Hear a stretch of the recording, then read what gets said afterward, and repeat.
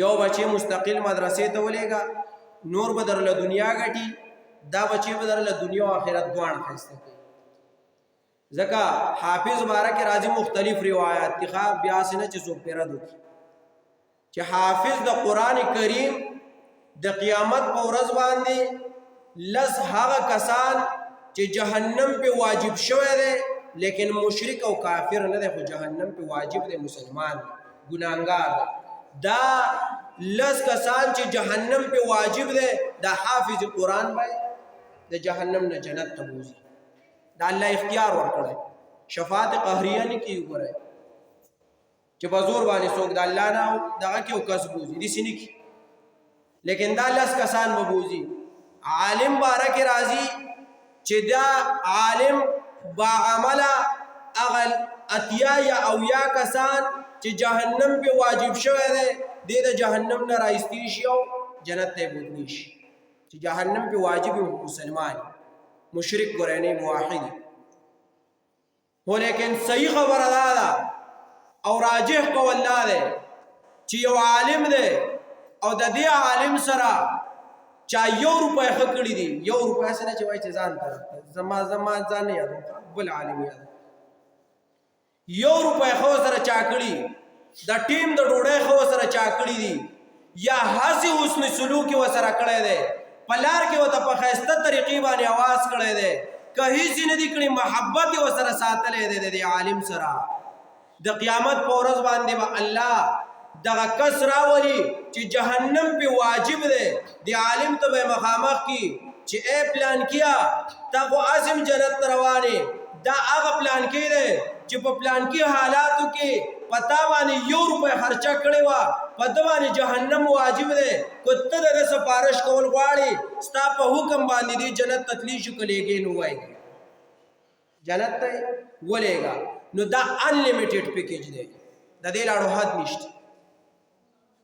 اوس که مثال په طور 1,00,000 کسانو د دې عالم سره ښه کړي، د دې عالم سره مینه محبت ساتلی، په ده باندې 1 روپۍ لګولې ده، په ده باندې د ټیم ډوډۍ خورولې ده، د ده سره په لار کوڅه کې حسن سلوک کولی کړی دی، او الله ورته د قیامت په ورځ باندې ووایي چې دا هغه سړی دی چې ستا سره مینه محبت ساتو، ستا ملاتړ یې کړی دی، ستا مټې مضبوط کړی دی، دا هغه سړی دی جهنم پې واجب دی، که ته یې جنت ته لیږې نو ویې لیږه. نو دا به کوم عالم چې بیا به وي چې نه یې لیږه، دا به کوم عالم چې وایي به چې دا زما مقتدي و،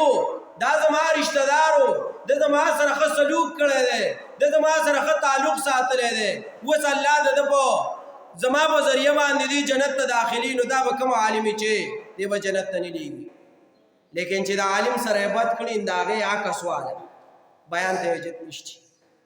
چې د عالم او د تعلیم سره یې بد کړي دي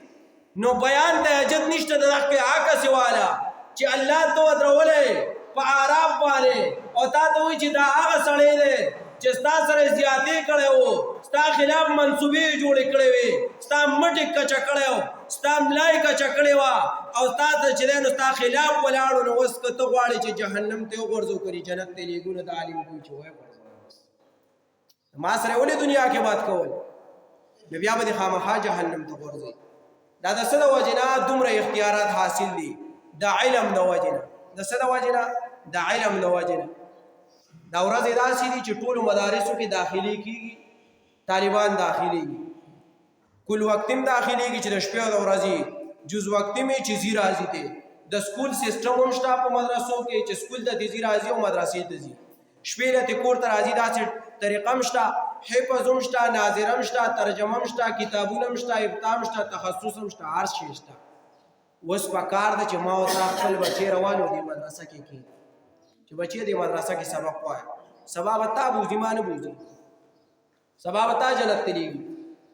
ستا بچی دی پلار به خامخا جنت ته بوځي بیا. خو چې ما او تا خو په خپل بچي باندې علم وکړو که نه، علم یو ښه څیز دی خو چې څوک یې وکړي